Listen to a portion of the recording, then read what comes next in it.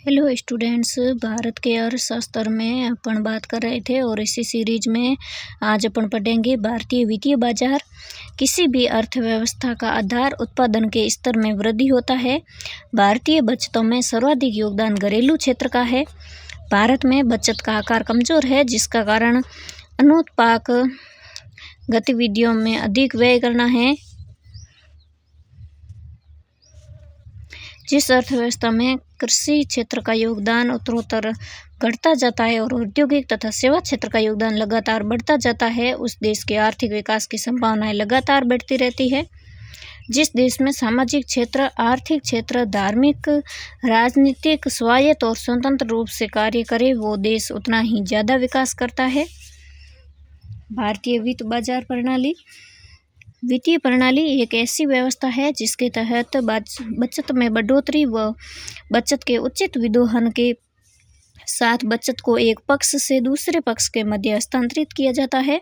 अतः वित्त बाजार का अर्थ वित्त बाजार का वह रूप है जिसमें समाज में एक पक्ष की बचत को दूसरे पक्ष के मध्य हस्तांतरित किया जाता है। भारतीय वित्तीय बाजार के अंग, एक है मुद्रा बाजार और दूसरा है पूंजी बाजार। मुद्रा बाजार, इसका संबंध अल्पकाल से है, यानी कि 1 वर्ष से कम। इसे नियंत्रित करने वाली शीर्ष शाखा आरबीआई है।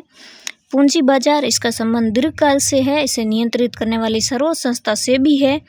इसके 2 प्रकार है, प्राथमिक अथवा गिल्ट एंड बाजार। द्वितीयक पूंजी बाजार शेयर बाजार है।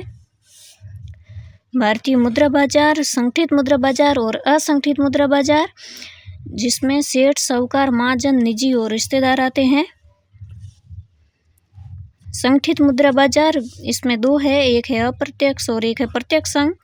प्रत्यक्ष में आरबीआई, व्यापारिक बैंक, सहकारी बैंक है और अप्रत्यक्ष में निजी बैंक और विकास बैंक व गैर बैंकिंग संस्थाएं हैं। निजी बैंक में एक अनुसूचित बैंक है और एक है गैर अनुसूचित। गैर अनुसूचित में एलआईसी, जीआईसी, यूआईआई और आईडीबीआई।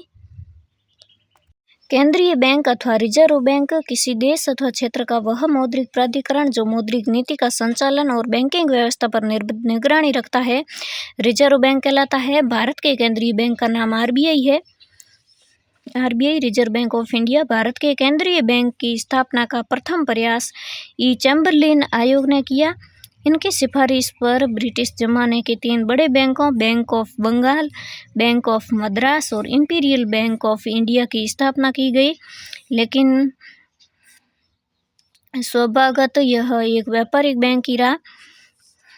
अतः 1 जुलाई 1955 को इंपीरियल बैंक का राष्ट्रीयकरण कर दिया और इसका नाम एसबीआई कर दिया, जो कि आज तक भारत का सबसे बड़ा व्यापारिक बैंक है। केंद्रीय बैंक की स्थापना के असफल प्रयास के बाद आरबीआई के रूप में केंद्रीय बैंक की स्थापना की सिफारिश यंग हिल्टन आयोग ने की थी। यंग हिल्टन आयोग। राजनीतिक गतिरोध के कारण यह भी गठित नहीं हुआ, लेकिन 1929 में गठित Indian central bank inquiry committee ने अपनी सहमति हिल्टन यंग के साथ दी गई। अतः 1934 को आरबीआई एक्ट पारित हुआ। आरबीआई एक्ट 6 मार्च 1934 को पारित हुआ।